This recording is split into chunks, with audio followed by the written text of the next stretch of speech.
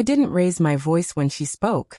It wasn't that bad, my sister mumbled, her gaze shifting everywhere except toward the crushed passenger side of my brand new car. The twisted metal caught the porch light, flashing like a scar I hadn't deserved. Mom folded her arms and gave a half-hearted shrug. She was just trying to show off. Don't be so harsh. Their words came rehearsed, a practiced chorus meant to brush it all away. My effort, my pride, reduced to a careless accident. I only smiled, slow, deliberate, and said, "Good thing it's not my car anymore." They didn't notice the weight behind those words. But I knew.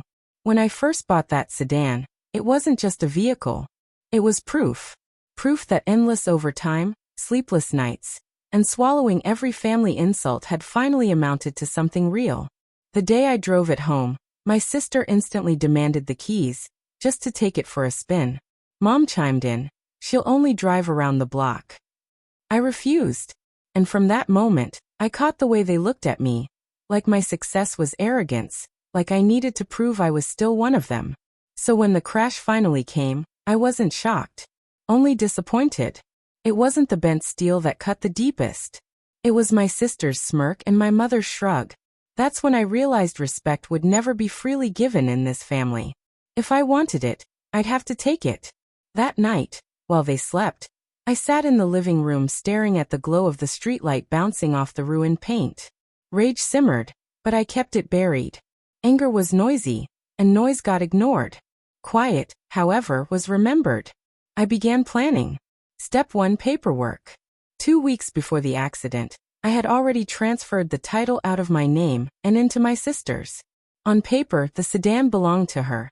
Insurance, registration, liability, all of it. She thought it was an unspoken gift, a gesture of trust. She even bragged to her friends. He finally admits I deserve nice things too. I let her enjoy it. Step 2: patience. I didn't argue. I didn't scold. I stayed calm, a calmness that unsettled her more than anger ever could. When she asked if I wanted her to help pay for repairs, I simply replied, "Why would I? It's your car." For a second, confusion flickered in her eyes, but she laughed it off. Later, though, she pulled me aside and asked if I was being cruel. I only said, "Cruel would have been letting you believe it was mine."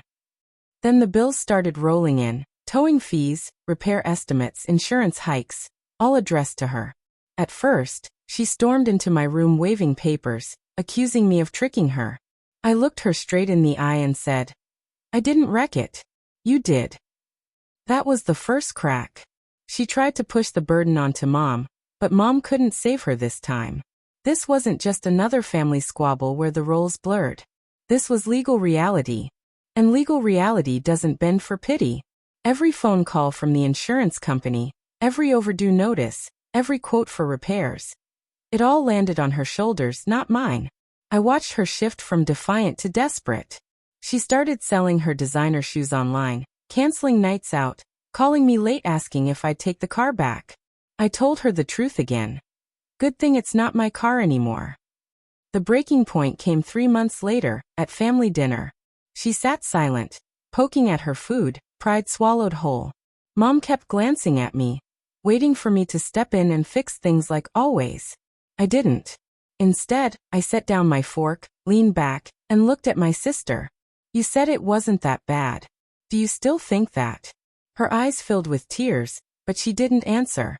Mom opened her mouth, but I cut her off, my voice calm and steady, sharp enough to freeze the room. Actions have consequences. She wanted to impress people. Well, now she can impress them with her new debt. Silence weighed down the table. That was the moment they understood. I wasn't the brother, the son, the fixer anymore. I was the one who had learned. Driving home later. Yes, in my other car, the one I'd quietly bought after the accident. I felt something release inside me.